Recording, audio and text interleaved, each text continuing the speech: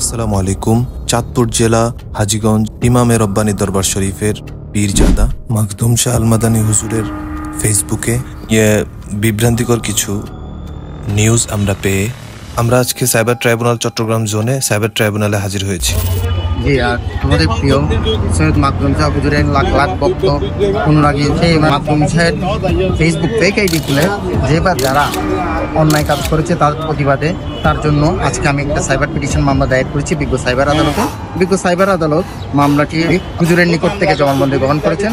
হুজুরের জবানবন্দিতে সন্তুষ্ট হয়ে বিজ্ঞ আদালত একটা ইনভেস্টিগেশনের আদেশ দিয়েছেন। সুষ্ঠু আদেশ হবে ইনশাআল্লাহ, এবং সুষ্ঠু আদেশের পরিপ্রেক্ষিতে আমরা আশা করছি বিচার পাবো। মাকদুম শাহ হুজুরের পক্ষে একটা বিচার আসবে এবং আমরা আসামিকে বিচারের আওতায় নিয়ে আসতে পারবো ইনশাআল্লাহ।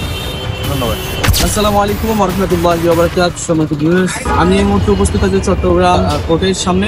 একটা মামলা দায়ের করলাম, যেটা হচ্ছে লক্ষ্য করে একজন ব্যক্তি হুজুরের নামে একটা ফেক আইডি খুলে হুজুরের নাম দিয়ে হুবহু ছবি ব্যবহার করে বিভিন্ন ধরনের পোস্ট করে থাকছে। আমরা অনেকদিন নজরদারি রাখার পর আমরা দেখতে পারি এবং জানতে পারি তিনি এই আইডির মাধ্যমে হুবহু সৈয়দ মাকদুম শাহ আল মাদানী সেজে সকলের কাছে মেসেজ করছে এবং বিভিন্ন ধরনের ছবি পাঠাচ্ছে, ভিডিও বার্তা পাঠাচ্ছে এবং বিভিন্ন টাকা পয়সা বিভিন্ন ধরনের হ্যারাসমেন্ট করছে, অশ্লীল ছবি দিচ্ছে, অশ্লীল ভিডিও করছে এবং ভিডিও দিচ্ছে এবং ভিডিও কলের করছে।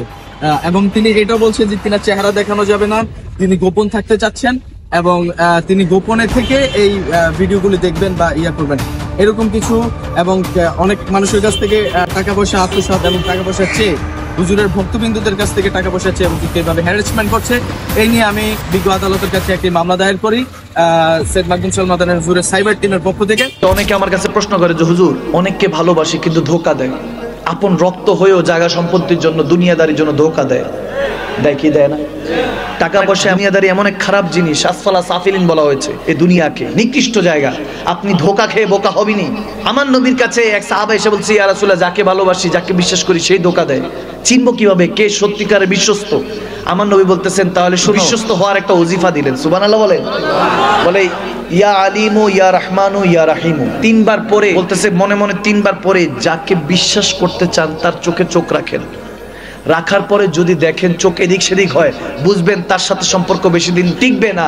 আর যদি দেখেন আপনার দিকে তাকায় আছে, পলক ফেলছে না, 2, 4, 5 সেকেন্ড 10 সেকেন্ড আপনার দিকে তাকায় আছে, বুঝবেন তার সাথে আপনার সম্পর্কটা বজায় রাখবেন কে? আওয়াজ দেয় না কে?